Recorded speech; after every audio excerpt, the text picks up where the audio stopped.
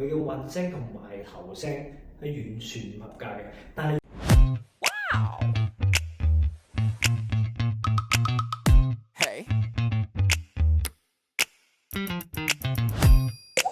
，Hello， 大家好，歡迎翻嚟國風教唱歌嘅教學頻道。人生咧係需要有經歷、時間嘅洗禮、歲月嘅磨練。最近有一位歌手開咗幾場嘅演唱會，不如我哋一齊嚟睇睇好多年前嘅佢唱歌係點樣啦。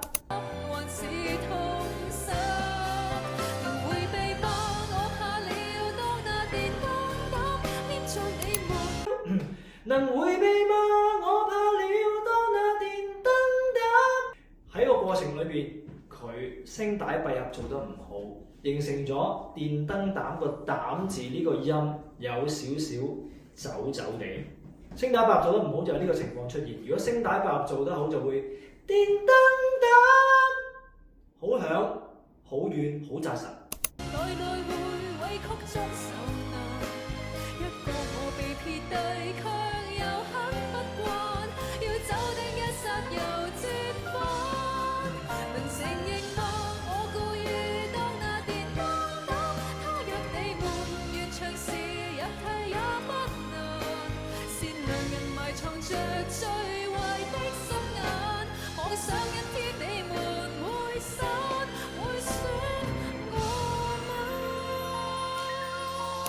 同樣個毛病都係啦，聲帶閉合做得唔好，同埋一樣嘢好緊要啊，個氣息啊！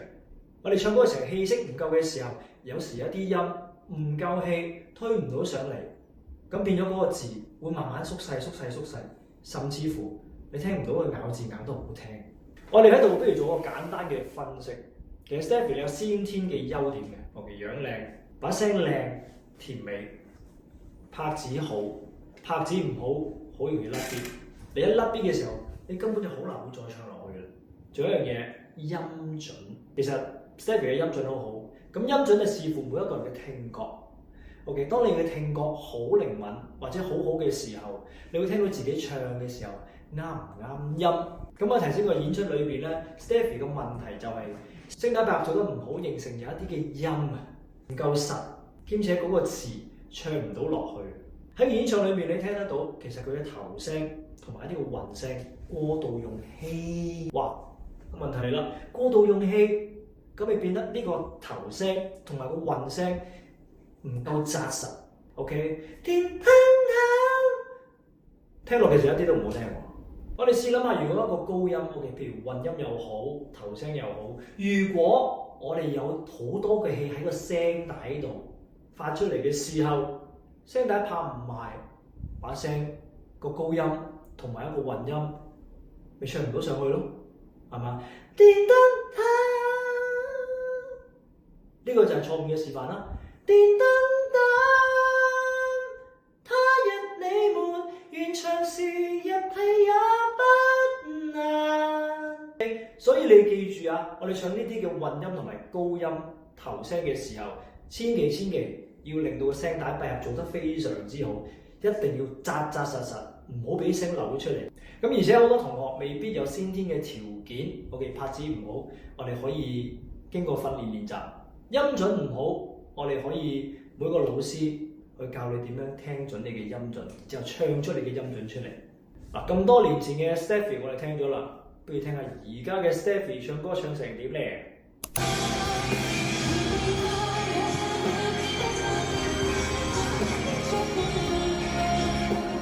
大家聽到咯，分別就係頭先我講過嗰句電燈膽。如果氣息好，聲帶閉合做得好，就會有呢個好好嘅效果。電燈膽唔會再走，電燈膽。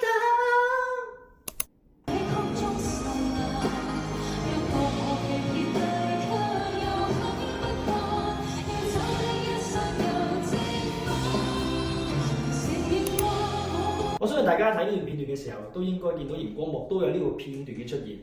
大家留意一樣嘢 ，Stephy 喺唱歌嘅時候，佢做咗一樣嘢係必定要做嘅，就係咩啊？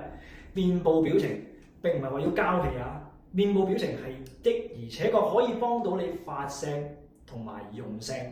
喺呢段裏面咧，見到 Stephy 嗰啲面部表情，蘋果肌啊 ，OK， 呢啲嘴唇啊、嘴角啊，擁起同埋一樣嘢，成日教啲學生嘅就係要開口唱歌。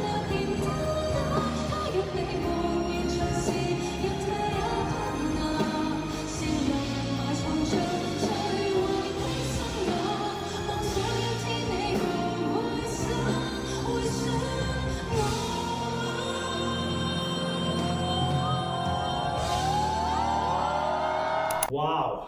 俾啲掌聲 Stephy 先，唱功真係進步咗好多。本身佢先天嘅優點我哋唔講啦，但係講真，唱歌呢樣嘢真係要經過鍛鍊同埋學習。喺呢個片段裏邊，大家睇到我哋要學習嘅嘢係乜嘢啊？我哋點樣運用我哋嘅聲線？點樣運用我哋聲帶嘅閉合，同埋揾到好多唔同嘅共鳴位置，再加上面部表情嘅喐動。張開口唱歌，打開你嘅牙關，尤其是唱高音嘅時候啊。其實 Stephy 一樣嘢進步咗好多嘅，就係佢嘅頭聲同埋韻聲。你相對比之前嗰條片段，佢嘅韻聲同埋頭聲係完全唔合格嘅。但係而家嘅 Stephy，佢完全做到晒呢啲所有我哋唱歌需要有嘅嘢。所以你話有啲嘢唔關乎你有冇先天優點嘅，最緊要你點樣學習唱歌。唱歌真係有科學根據。不如問下大家啦，你又覺得頭先 Stephy 最尾嗰粒音會選我嗎？你覺得佢係真聲定係假聲？估唔到咧。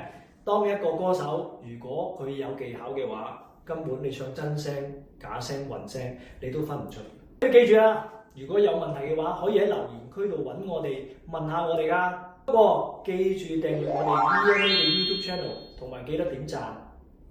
誰都可發光，梗係揀呢個地方啦。